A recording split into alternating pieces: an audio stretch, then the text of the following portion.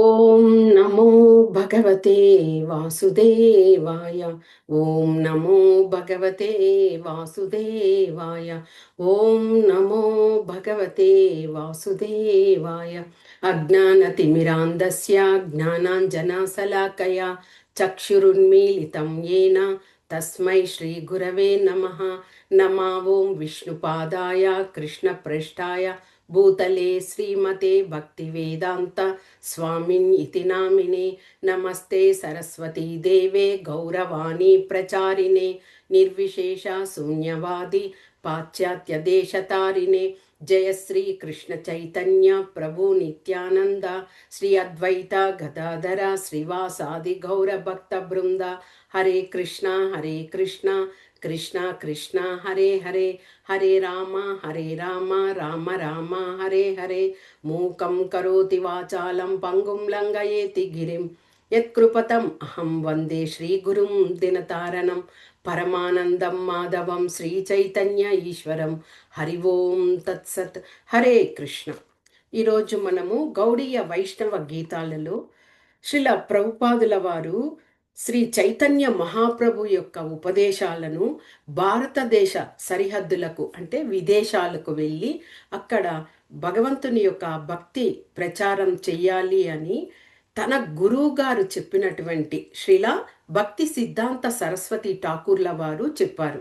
ఆ మహాప్రభు యొక్క అన్ని విషయాలను ఉపదేశాలన్నీ కూడా ప్రచారం చెయ్యి అన్న ఆ విషయాన్ని గుర్తుపెట్టుకొని ప్రభుపాదుల వారు ఇప్పుడు సెప్టెంబర్ 17వ తేదీ 1965వ తేదీన జలదూత నౌకలు ఆయన ప్రయాణం చేసి అమెరికాలో బోస్టన్ అనే ప్రాంతానికి చేరుకున్నారు. ఆ ప్రాంతానికి చేరుకునేసరికి శ్రీల ప్రభుపాదుల వారికి అక్కడ పరిస్థితులు చూస్తే అలాగే ఆయనకు అర్థమైపోయింది. అంటే ఇలాగ పాశ్చాత్యులు ఆ విధంగా అన్నీ ఎలాంటి నియమాలు అలాంటివి పాటించకుండా అలాగుంటారు కదా, అలాంటి ప్లేస్లో భగవంతుడు నన్ను ఎందుకు ఏదో ఒక కార్యమై ఉండి నన్ను ఇక్కడికి తీసుకొచ్చి వదిలిపెట్టారు అని అనుకొని ప్రభుపాదుల వారే ఈ రచన చేశారనమాట. అదే మార్కనే భాగవత ధర్మము పరమ పూజ్యశ్రీ శ్రీమతి ఏషి భక్తి వేదాంత స్వామి వారిచే అమెరికా దేశంలో భాగవత ధర్మ ప్రచారము. చాలా అద్భుతంగా ఉంటుంది కీర్తన, వినండి, అర్థము తెలుసుకోండి. बोरो कृपा कोइले कृष्णा, बोरो कृपा कोइले कृष्णा, आधा मेरा प्रति किला गिया नीले हेता कोरो ये भेगति. बोरो कृपा कोइले कृष्णा, आचे की चूक जाता बा ये अनुमाने, स्नेहे के नो आणि भेना ये उग्रस्थाने. भोरो कृपा कोइले कृष्णा, आदा मेरा प्रति किला गिया नीले हेता कोरो ये भेगति. रजस्तमो गुणे येरा सभाया चन्ना, वासुदेवा कदा रुचि नहे से प्रसन्ना. तबे जादी तबा कृपा हो आहैतुकी, सकाली संभवा होय तुमी से कौतुकी. बोरो कृपा कोइले कृष्णा, आदा मेरा प्रति किला किया नीले हेता कोरो ये भेगति. कि भावे भुजले तारा भुजे से रसा, येता कृपा करो प्रभु कोरी निज भसा. तुम्हारा इच्छया साबा होय माया भसा, তোমারা ইচ্ছায়া নাসা মায়ারা পরসা তব ইচ্ছা হই যদি তাদেরা উদ্ধারা रुझिबे निचया तबे कथा से তোমারা বড় কৃপা কইলে কৃষ্ণ आता मेरा प्रति किला गुया नीले हेता करो ये भेगती भागवतेर कदाचित अवतार धीरा हो या सुने जादि खाने बार बार शृण्वतां स्वकदाः कृष्णः पुण्यश्रवणकीर्तनः हृद्यन्तस्तहि अभद्राणि विदुनोति सुहृत्सताम् नष्टप्रायेषु अभद्रेषु नित्यं भागवत सेवया भगवती उत्तमश्लोके भक्तिर्भवति नैष्टिकी तदा रजस्तमो भावाः कामलोभादयच्छये चेतयेतैरनाविद्धं स्थितं सत्त्वे प्रसीदति एवं प्रसन्नमनसो भगवद्भक्तियोगतः भगवत्तत्त्वविज्ञानं मुक्तसङ्गस्य जायते विद्यते हृदयग्रन्थि छिद्यन्ते सर्वसंशयः क्षीयन्ते चास्य कर्माणि दृष्ट एवात्मनीश्वरे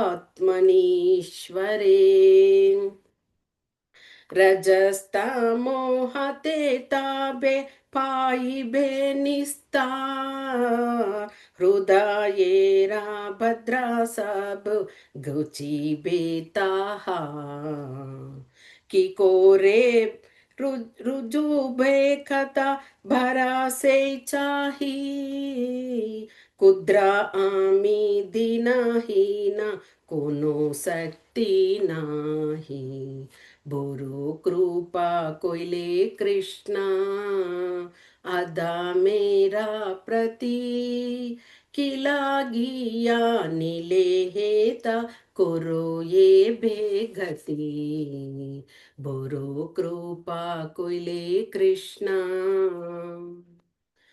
अध चाये निचो प्रभु कथा बोली भारे जे तो मारा इच्छा प्रभु करो ये भारे अकेला जगत गुरु बचाने से आमा अलंकृता कोरी भारे कमाता तो माँ बोरो कृपा कोइले कृष्णा आधा मेरा प्रति खिला किया नीले हेता कुरु ये भेगति भोरो कृपा कोइले कृष्णा तव कृपा हले मोरा कथा शुद्धा हबे सुनिया भरा शोक दुख जे गुची भे आनियाचो जदि प्रभु अमारे नाचते नाचाओ नाचाओ नाचाओ नाचाओ प्रभु नाचाओ से मते कास्तेरा पुतली ज्यादा नाचाओ से मते बुरु कृपा कोइले कृष्णा आधा मेरा प्रति किला गिया नीले हेता कुरो ये भेगति बुरु कृपा कोइले कृष्णा भक्ति नाय बेदाना नामे को धरो भक्ति वेदांत नामाये बे साधको कोरो भक्ति नाय बेदाना नामे को धरो भक्ति वेदांत नाम ये बे साधके कोरो बोरो कृपा कोइले कृष्णा बोरो कृपा कोइलो कृष्ण आधा मेरा प्रति किला गिया नीले हेता कोरो ये बेगति बोरो कृपा कोइले कृष्णा बोरो कृपा कोइले कृष्णा అదే కృష్ణ. ఓకేనా? ఈ విధంగా ప్రభుపాదుల వారు ఆ యొక్క బోస్టన్ ఆ నగరానికి చేరుకున్న తర్వాత ఇది వ్రాయడం జరిగింది. మరి ఇంత చక్కగా బెంగాలీలో ప్రభుపాదుల వారు రాశారు కదా, దానికి అర్థం ఏమి అయి ఉంటుంది అనేది ఇప్పుడు మనము తెలుసుకుందాం. ఓకే. బురు కృపా కోయిలో కృష్ణ आधा मेरा प्रति किलागिया నిలేహేత కొరో ఏ బేగతి. ఇక్కడ ప్రభుపాదుల వారు చెప్తున్నారు, ఓ ప్రియమైన కృష్ణ, ఈ అధమ జీవుని పట్ల నువ్వు ఎంతో కరుణను ఉం, దయ కలిగి ఉన్నావు. కానీ నీవు నన్ను ఇక్కడికి ఎందుకు తీసుకొచ్చావో నాకు తెలియడం లేదు. ఎందుకు తీసుకొచ్చావు అన్నది నాకు అర్థం కావడం లేదు. ఇప్పుడు నీవు కోరిన విధంగానే ఇక్కడికి తీసుకొచ్చావు కదా, నన్ను నీవు ఏ విధంగానైనా ఉపయోగించుకో కృష్ణ అంటూ ప్రభుపాదుల వారు ఇక్కడ ఆ యొక్క గీతంలో రాశారు. ఇక రెండవ దీంట్లో అచేకి చూక జాతాబా ఏ అనుమానే సహేకేనో అని బేనే ఏ ఉగ్రస్థానే. ఇక రెండవ దాంట్లో చరణంలో ప్రభుపాదుల వారు చెప్తూ ఇక్కడ నీకేదో కార్యము ఉన్నదని అనిపిస్తున్నది. అంటే భగవంతునికి అక్కడ ఏదో కార్యాన్ని చేయించాలని అనిపిస్తున్నది. లేకపోతే ఇంతటి ఘోరమైనటువంటి ప్రదేశంలో నన్నెందుకు తీసుకొచ్చి ఇక్కడికి రప్పిస్తావు కృష్ణ? ఎందుకు అక్కడ ఘోరమైన ప్రదేశం అంటున్నారు ప్రభుపాదుల వారంటే, ఫారిన్ కల్చరే వేరు కదా, వాళ్ళు అన్నీ కూడా ఆ పద్ధతులు ఆచారాలు అలాగా ఏమీ లేదు. వాళ్ళు అన్ని అలవాట్లకు వ్యసనాలకు కూడా కొంత గురి అయి ఉంటారు. కాబట్టి అలాంటి ప్రదేశంలో వెళ్ళి కృష్ణ భగవాను గురించి ప్రచారం చేస్తే ఎవరికి ఎవరికి అర్థమవుతుంది? కాబట్టి ఇలాంటి ఘోర ప్రదేశంలో నన్ను వదిలిపెట్టావు కదా కృష్ణ అంటూ ప్రభుపాదుల వారు ఏకరు పెడుతున్నారనమాట. ఇక రజస్తమో గుణేయేరా సభాయచ్చన్నా వాసుదేవా కదా రుచి స్నహేసే ప్రసన్న. ఇక్కడ ఇక్కడ ఉండేటువంటి జనులందరూ ఎలాగున్నారు?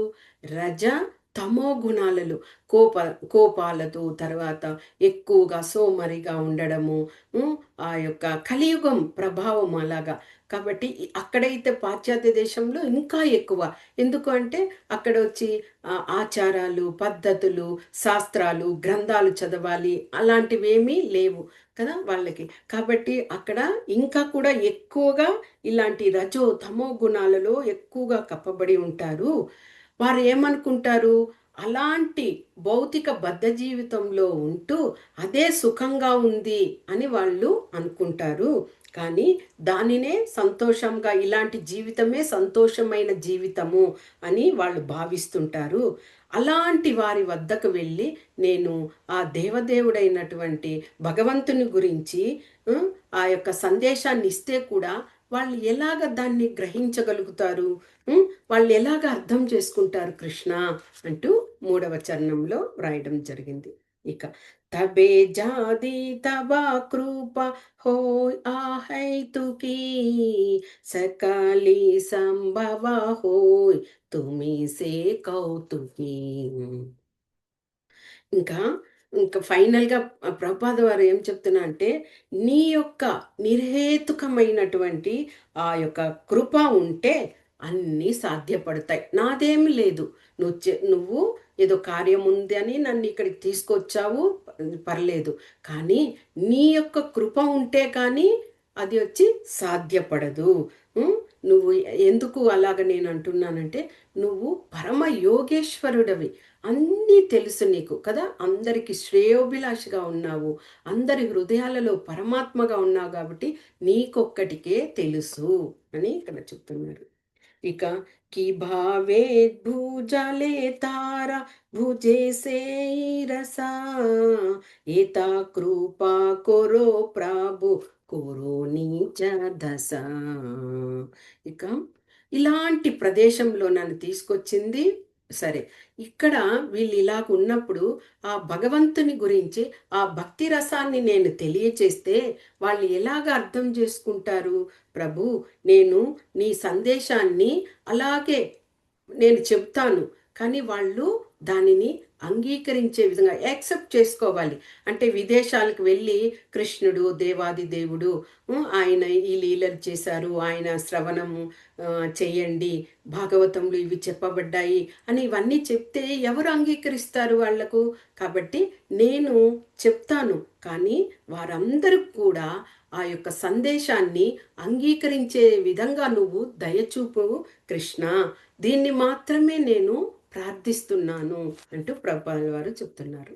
తోమారా ఇచ్ఛాయా సాబా హోయ్ మాయా భసా, తోమారా ఇచ్ఛాయా నాసా మాయారా పరసా. ఇంకా జీవులందరూ కూడా ఎలాగా నీ ఇచ్ఛానుసారమే నిర్వర్తిస్తున్నారు. నీ వద్ద నుంచి బద్ధజీవులమైనటువంటి మనం ఎలాగా భగవంతుడి నుంచి మనము వచ్చేసాము అంటే స్వతంత్రులంగా ఉండాలి అని కోరుకొని ఆయన నుండి దూరం అయ్యాము. తండ్రి ఎలాగా తండ్రి నుంచి పిల్లవాడు దూరం అయిపోతే పిల్లవాడు మళ్ళీ తండ్రి దగ్గరికే చేరుకుంటాడు. ఇప్పుడు మనము ఆ భగవంతుని యొక్క మాటలు వినకుండా ఇక్కడికి వచ్చేసాము. అంటే వచ్చి ఇక్కడ మాయలో పడ్డాము. ఇలాగ ఈ మాయ ఇదై మళ్ళీ ఈ మాయాబంధాన్ని నుంచి మనము వీడి మళ్ళీ విముక్తులయ్యి భగవంతుని దగ్గరికి వెళ్ళాలి. కాబట్టి మమ్మల్ని అందరినీ కూడా ఈ మాయాబంధం నుంచి విముక్తులను చేయి కృష్ణ అంటూ ఇక్కడ చెప్తున్నారు.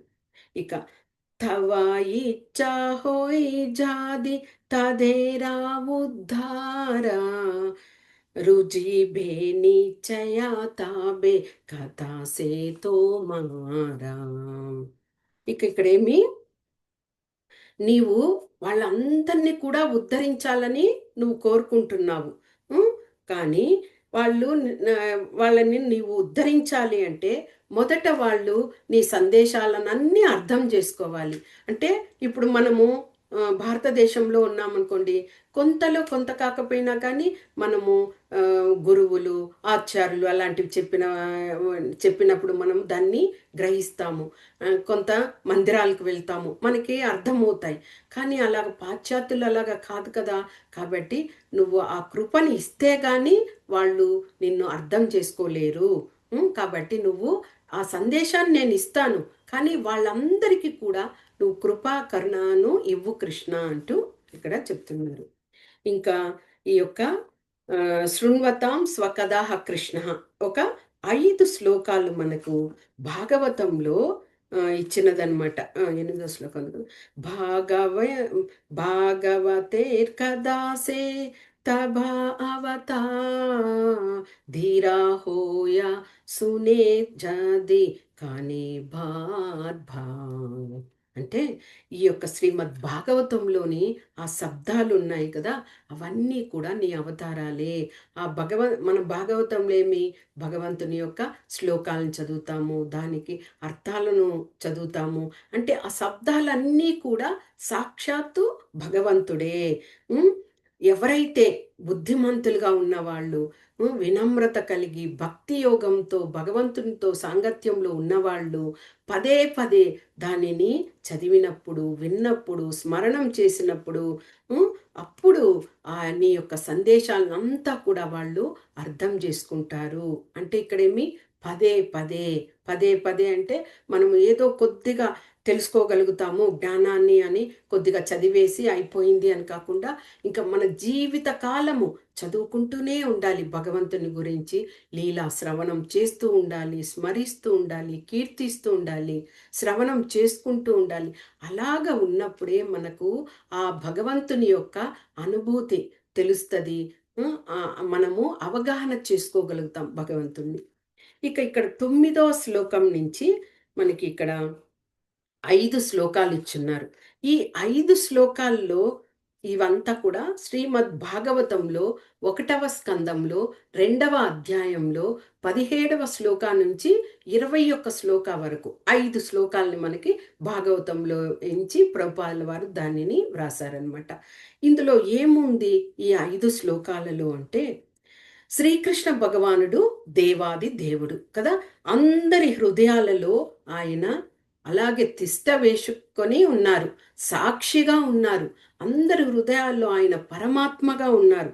అంతేకాదు అందరి పట్ల ఆయన శ్రేయోభిలాషిగా ఉన్నారు.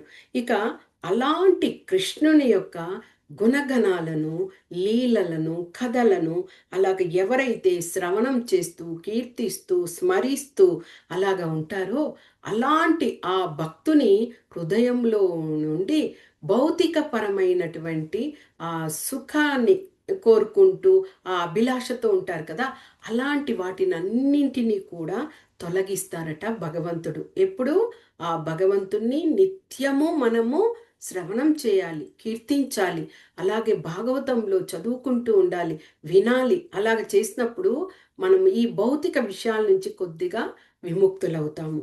అంతేకాదు ఇంకా ఆ భగవంతుని యొక్క భాగవతం, ఆ భాగవతము అంటేమి సాక్షాత్తు భగవంతుడే. ఆ భగవంతుని యొక్క శిష్యులు అదే భక్తుల యొక్క కథలు ఉన్నాయి. భగవంతుని యొక్క పూర్తి ఆయన ఆవిర్భావం నుంచి అంతర్ధానం వరకు ఉన్నటువంటి విషయాలు ఉన్నాయి. ఇవన్నీ కూడా మనము తెలుసుకోవడం వల్ల ఏమవుతుంది, మనం పూర్తిగా ఆ యొక్క ఉపదేశాలను నిరంతరము చదువుతూ ఇలాగ ఉండడం వల్ల మన హృదయంలో అభద్రాలన్నీ కూడా అంటే కల్మషాలన్నీ కూడా తొలగిపోతాయి మనం ఆ విధంగా చదవడం వల్ల. అలాగ అయ్యేసరికి ఏమవుతుంది, ఆ ఉత్తమ శ్లోకకుడైనటువంటి ఆ భగవంతుని పట్ల మనకి ప్రేమ భక్తి భావము అనేది ఏర్పడుతుంది. ఎప్పుడైతే ఆ ప్రేమ అనేది మనకి కలుగుతుందో మన హృదయంలో ఉన్న అభద్రాలన్నీ తొలగిపోయాయి కదా. ఎలాంటి భయము ఏమీ ఉండదు మనకి. అలాగే అన్ని కల్మషాలను పోగొట్టుకున్నాము. మనము చాలా శుద్ధంగా ఇదవుతూ ఉన్నాం కాబట్టి అలాంటప్పుడు ఏమవుతుంది, ఈ రజో తమో గుణాలు ఉంటాయి కదా, అలాంటి గుణాలన్నింటికీ కూడా మనము అతీతులమవుతాము. అలాగా అతీతులమైనప్పుడు ఏమవుతుంది, మనము సత్వగుణానికి చేరుకుంటాము. అలాగా సత్వగుణంలో ఉంటూ భగవంతుని ధ్యానిస్తూ భగవంతుని నామాన్ని జపిస్తూ గ్రంథాలను చదువుతూ నిరంతరము అలాగే ఉంటూ ఉంటూ ఏమవుతుంది, విశుద్ధ తత్వానికి వచ్చేస్తాము, విశుద్ధ భక్తిని చేరుకుంటాం. అంటే ఇంకా నిత్యము భగవంతుని గురించి ఆలోచిస్తూ అలాగే ఆరాధన చేస్తూ నామజపం చేస్తూ భగవంతునికి భోగ అర్పిస్తూ అలాగ ఉండడం వల్ల విశుద్ధ తత్వానికి వస్తాము. అలాగే ఎప్పుడైతే ఆ విశుద్ధ తత్వంకు చేరుతామో ఇక నిజమైన ఆనందము, సంతోషము అనేది మనము పొందుతాము. ఎప్పుడైతే ఆ ఆనందము, సంతోషం పొందామో ఇక భౌతిక విషయాలకన్నింటికి మనము దూరం అవుతాము. అలాంటప్పుడు ఏమవుతుంది, మనము ఆత్మ, శరీరం కాదు మనము అని ఆ ఆత్మని మనం తెలుసుకుంటాము. అదే భగవంతుడే మన హృదయంలో ఉన్నాడు, పరమాత్మ అన్న ఒక సత్యాన్ని తెలుసుకుంటాము. అంతేకాకుండా ఈ కామ్య కర్మలు ఫలితాలను ఆశించేటువంటి కార్యాలను ఇలాంటి వాటికంతా కూడా దూరం అవుతాము అన్నది. అంటే మొత్తానికి ఇన్ని ప్రాసెస్ అయ్యాక మనము భగవంతుణ్ణి శుద్ధాత్మగా తెలుసుకుంటాము. పరమాత్మ భగవంతుడు మన హృదయంలో పరమాత్మగా ఉన్నాడు. మనం శరీరానికి ప్రాముఖ్యత ఇవ్వకూడదు. మన ఆత్మనే మనకి ముఖ్యమైనది, ఆత్మ శుద్ధమైనది అన్న విషయాన్ని తెలుసుకుంటాం. ఇది ఈ 5 శ్లోకాల్లో మనకు తెలియచేసిన విషయం.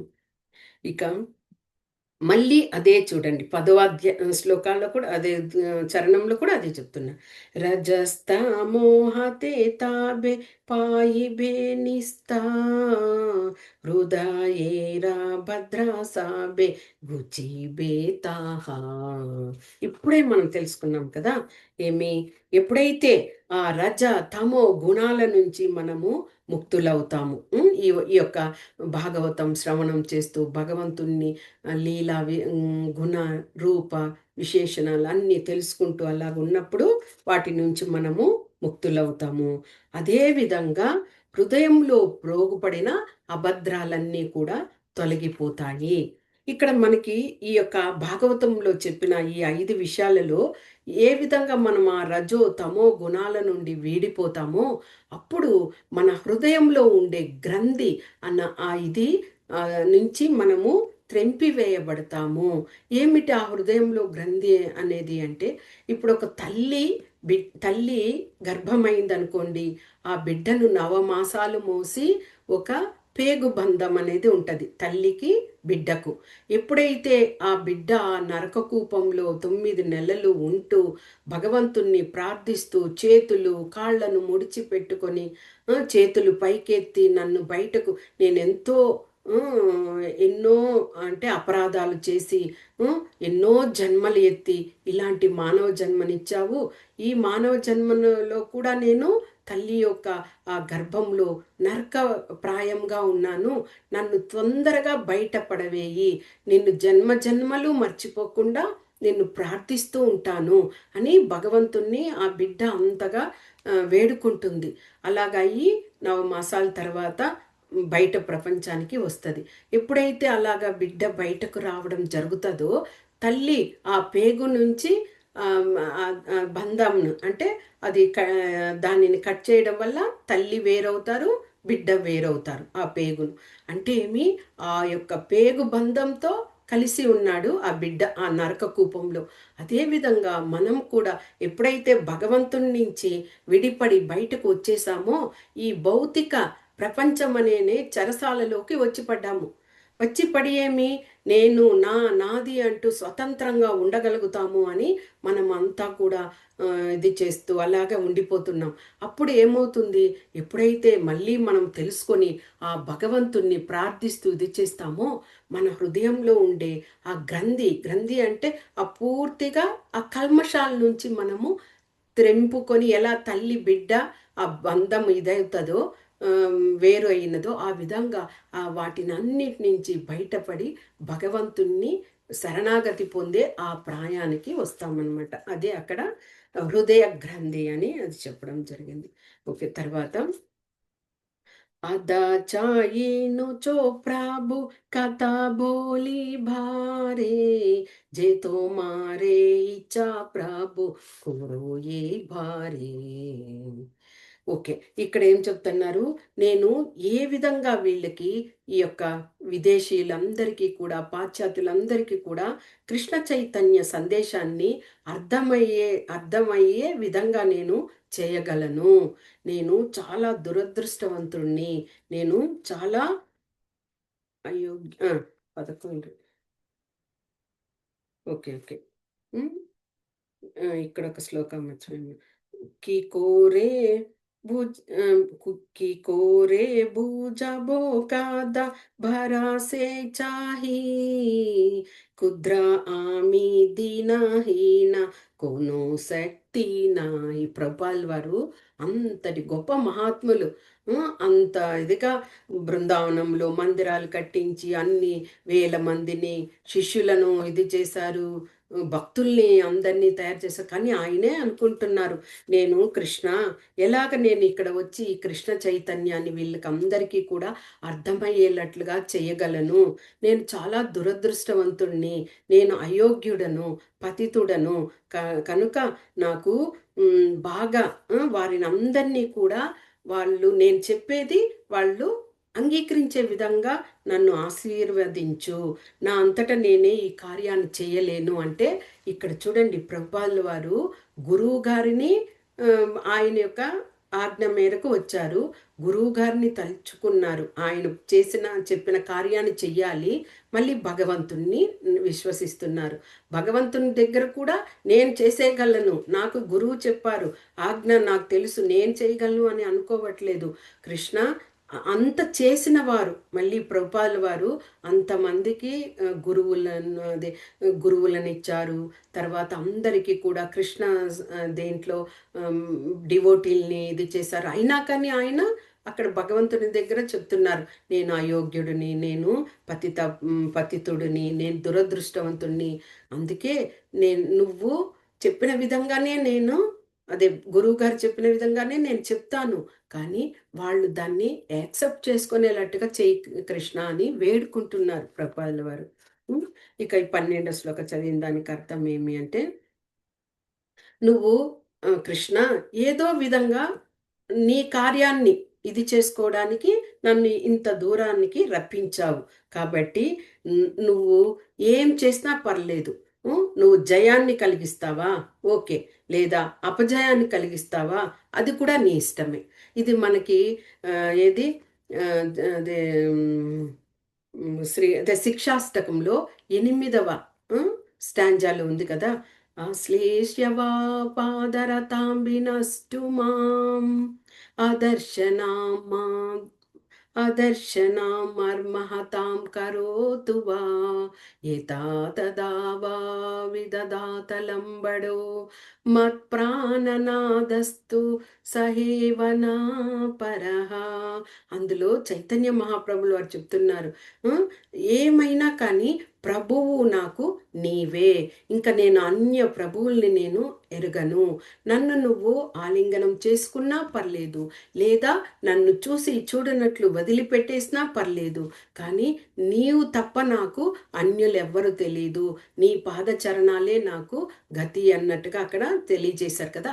అదే విధంగా ప్రభుపాదుల వారు కూడా ఇక్కడ, కృష్ణ నువ్వు నన్ను జయింపజేసే విధంగా చేసినా పర్లేదు, నన్ను ఓడింపజేసినా కానీ పర్లేదు కృష్ణ, కానీ వాళ్ళందరూ కూడా నేను చెప్పే విషయాలను గ్రహించగలిగే ఆ యొక్క దయను వాళ్ళకి ఇవ్వు, కరుణనివ్వు అని ఇక్కడ చెప్తున్నారు.